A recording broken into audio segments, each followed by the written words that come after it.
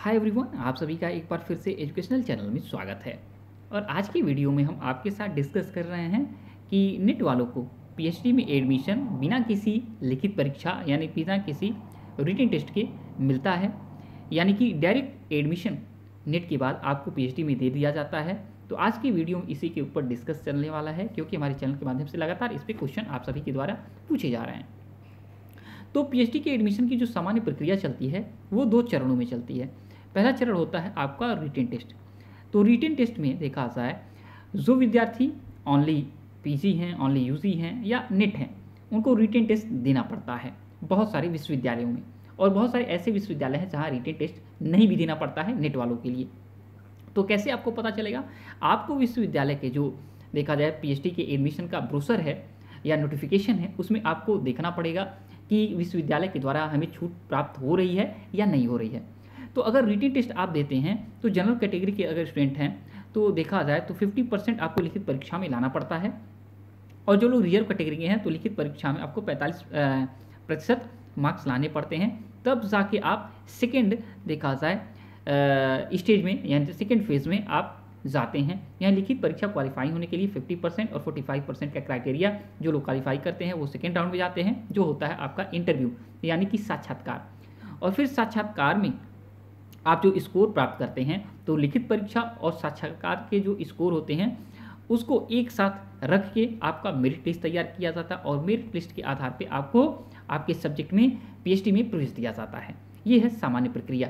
तो यहाँ पे आपको बता दें कि बहुत सारे ऐसे विद्यालय हैं, माफ़ करिए विश्वविद्यालय हैं, जहाँ पे पीएचडी में एडमिशन के लिए नेट वालों को छूट दे दिया जाता है रिटन टेस्ट से, लिखित परीक्षा से। लेकिन बहुत सारे ऐसे विश्वविद्यालय जहाँ पे सभी को देखा जाए तो प्रवेश परीक्षा में बैठना आवश्यक हो जाता है और आपको जब देखा जाए मेरिट लिस्ट तैयार की जाती है तो नेट वालों के लिए कुछ अंक देखा जाए वेटेज दे दिया जाता है।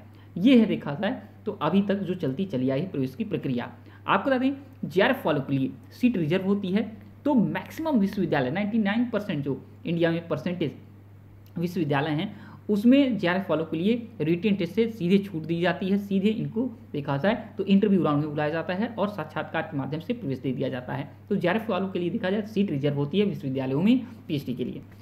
बात करेंगे कि प्रेजेंट टाइम में प्रक्रिया कैसे चल रही है। तो देखिए प्रेजेंट टाइम में प्रक्रिया जो चल रही है उसमें एक बड़ा परिवर्तन आया है। 2024 में यूजीसी के द्वारा नया रूल आया है। उसमें कहा गया कोई विश्वविद्यालय पीएचडी के एडमिशन की प्रक्रिया में रिटन टेस्ट कंडक्ट नहीं कराएगा, लिखित परीक्षा कंडक्ट बिल्कुल नहीं कराया जाएगा। और यहाँ पे नेट के जो स्कोर है, अंक हैं, उसी को आधार बना के आप अप्लाई करेंगे पीएचडी के एडमिशन के लिए। और जो आपके स्कोर होंगे उस स्कोर के आधार पे आपका चयन किया जाएगा, जो उच्च देखा जाए जिनका हाई स्कोर रहेगा, और उन्हीं को देखा जाए तो इंटरव्यू राउंड के लिए शॉर्ट लिस्टेड किया जाएगा विश्वविद्यालय के द्वारा।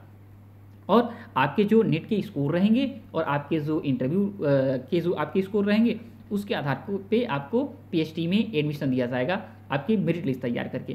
तो ये है प्रक्रिया। लेकिन सामान्यतः जो यूजीसी के द्वारा ये रिटन टेस्ट न कंडक्ट कराने की जो फैसला लिया गया है उसको देखा जाए तो बहुत सारे राज्यों में चुनौतियाँ दी जा रही हैं।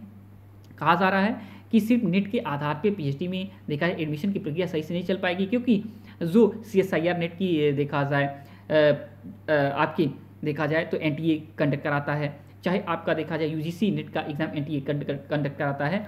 तो इसकी प्रवेश की देखा जाए जो प्रक्रिया चल रही है इनके आधार पे समय पे रिजल्ट ये नहीं दे पा रहे हैं पीएचडी के एडमिशन के लिए। इसके अलावा छात्रों का विरोध भी है कि सिर्फ देखा जाए तो नेट के आधार पे प्रवेश देना ये भी सही नहीं है।